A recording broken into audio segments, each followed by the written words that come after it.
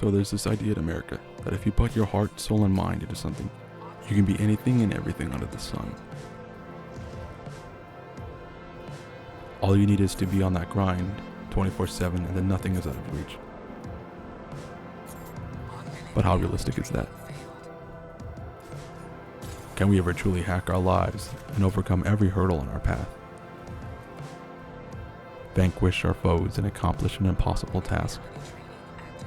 That's what's on the table. It's all up for grabs, and all we have to do is to devote every single waking moment on that grind. Who the hell has been lying to us? Is it so wrong to not be the greatest human being to ever exist? Is it so wrong to swing low and be content with what we already have? Noah is the man on the go. He's got places to be and seeds to sow. If he's not moving, then he's not living. He's got fitness blogs, to-do lists, and a new juice cleanse recipe to optimize, maximize, and organize his life into the greatest version it can be.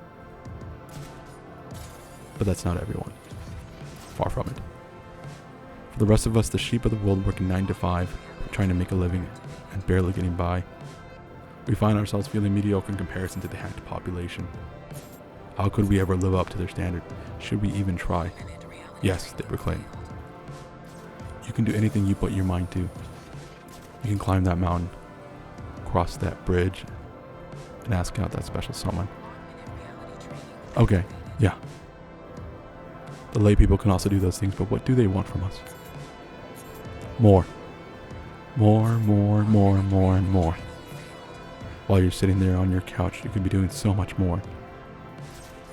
Working on that side hustle. Busting your ass at work. And doing everything and anything in your power to improve yourself. But maybe there's something good on TV. And sometimes that's okay. There's nothing wrong with kicking back, cracking open a beer, and enjoying a lazy Sunday. There's nothing wrong with firing up your gaming system and defeating the end-level boss. Or jumping into a good book. Or anything you deem worthy of your time. We each have lifelong hourglasses slowly filling up. And it's up to each of us to figure out how to use each grain of time that we're allotted. There's no right or wrong answer, and sometimes that's the problem. When given too many options, making a choice becomes impossible. Do you choose Coke, Cherry Coke, Vanilla Coke, Coke Zero, Cherry Vanilla Coke, Coke Orange Vanilla, or Coke Orange Vanilla Zero? This onslaught of choices sometimes leads to us choosing to do nothing. Choosing to blankly stare at a flickering screen that might as well broadcast paint drying. And we'd still watch. Sometimes there's too many good things on TV. It leads to the anti-grind, yes, the lazy. Look, I'll be real with you. I'm lazy. Super lazy. And if there's anything that needs the most minimal amount of effort, I cringe. So why bother? Well, maybe that juice cleansed, fitness blogging, and to-do list making guys got a point. To quote Morgan Freeman in The Shawshank Redemption, either you get busy living, or you get busy dying. Maybe it's not the worst thing in the world to make a to-do list. Hell, it might even help make sure we get everything we need from the grocery store. Maybe checking out a fitness blog to see if there's a simple and time-saving exercise regimen might help us reach our weight goals. And maybe the juice cleanse might be a bit much, but there's nothing wrong with taking care of yourself. Far from it.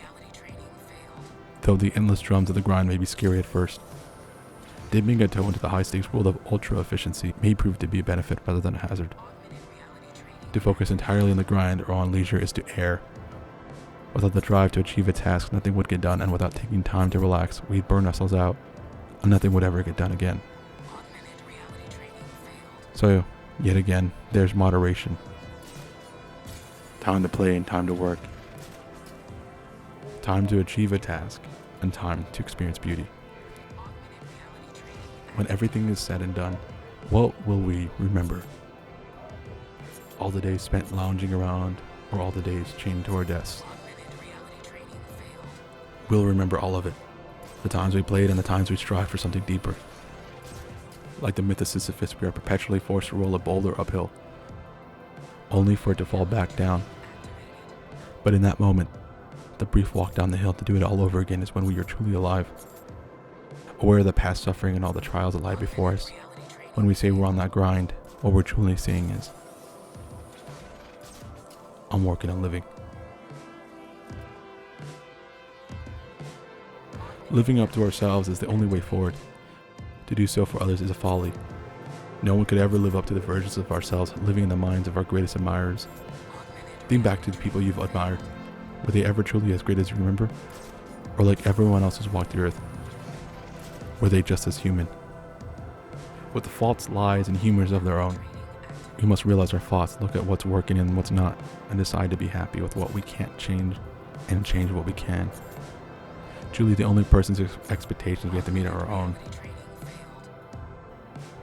And yet, sometimes that's still too high. There are those who hold themselves to the highest of standards, that nothing besides godhood will do. What we see here is a person fighting their own grandiosity. Grandiosity is this part of ourselves that is not ourselves. It's the part that inflates our egos and tells us we're better than all those around us. Yet at the same time, grandiosity is what maims us. It tears into our flesh when we can't live up to our own great expectations, when even the thought of weakness, frailty, and fault enters our mind. Grandiosity is there to drag us into the deep, dark cave of self-isolation and self-hatred. I've been there. In fact, I've lived most of my life in that cave. Not content to do anything less than perfection, and when I clearly can't attain it, I sunk deeper into the cave. It took a long time for me to understand my behavior because it was too easy to rationalize my self-isolation, my depression, and my self-hatred. Of course, I hated myself because who wouldn't? I wasn't perfect, and I hated that I never could be. So what's the answer? In order to deal with our grandiosity, we have to realize it's there. It's always been there and always will be, but if we learn how to deal with it, then we can become something greater. And the only way to deal with it is to be humble. Not the kind of humble we see on TV or in churches, no. To truly be humble is to do two things. The first, realize your limitations, and the second, ask for help. That's all it truly is. I had to do this. Instead of stewing in my self-loathing, I looked internally and found I was hating myself for nothing. Who cares if I wasn't the greatest? Only me. And from that realization, I decided to seek help, and help was readily available. So instead of doing everything ourselves or not doing anything at all because everything has to be perfect or it won't do, we learn that it's okay to fail. Okay to take time for ourselves, and okay to want to be more than we are or to be exactly what we are. When we truly learn how to be on that grind while also taking time for ourselves, we can do what we once thought was impossible.